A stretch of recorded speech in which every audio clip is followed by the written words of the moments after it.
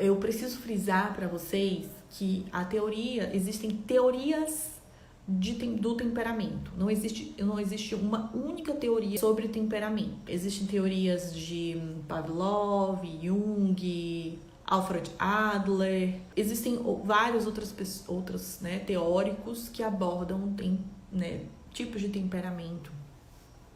E cada teórico traz uma linha de raciocínio, cada teórico traz o seu ponto de vista. Mas muitas dessas teorias, elas se conversam, tá? Às vezes só muda uma nomenclatura, um termo, mas elas se conversam bastante. O que eu vou falar aqui com vocês é sobre o temperamento baseado no estudo de Hipócrates. Então, é muito antigo, imagine, né? Hipócrates, que é o pai da medicina. Então, o estudo de temperamentos que ele traz, né? A teoria dele, que é baseada nos 4 tipos de temperamento, o melancólico, o fleumático, o colérico e o sanguíneo, são os temperamentos que eu me baseio, tá? Dentro do ponto de vista de observação, né? Dentro do caráter de avaliação, de observação. Mas friso, existem outras linhas de raciocínio de temperamento, e cada profissional segue, né?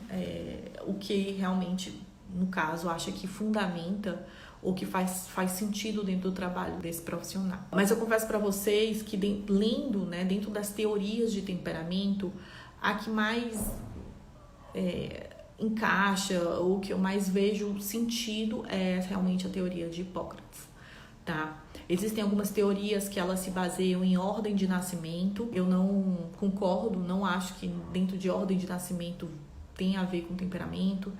Então, né, eu me baseio nessa só para vocês se entenderem que não essa teoria que eu estou trazendo para vocês não é uma teoria universal e que todos os profissionais ou todo mundo segue ela. Da mesma forma, como eu falei sobre a questão de fases de desenvolvimento, elas se conversam, tá?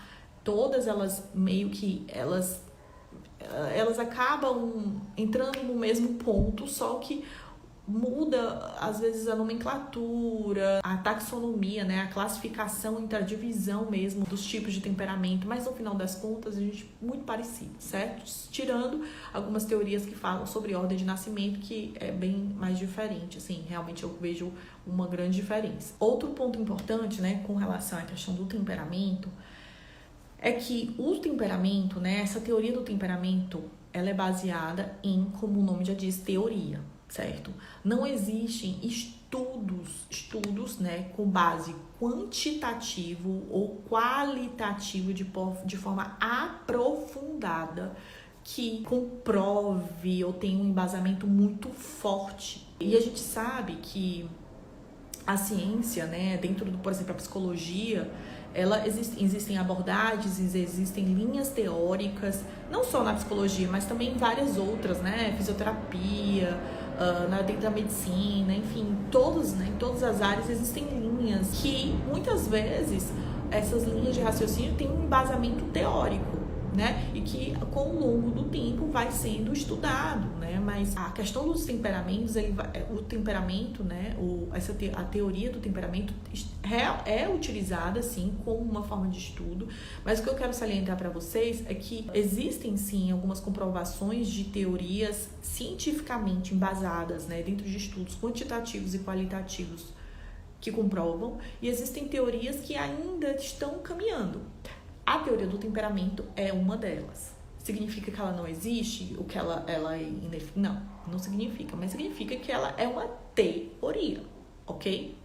Então vamos falar um pouco sobre essa teoria que eu sou alinhada dentro da linha de Hipócrates, né?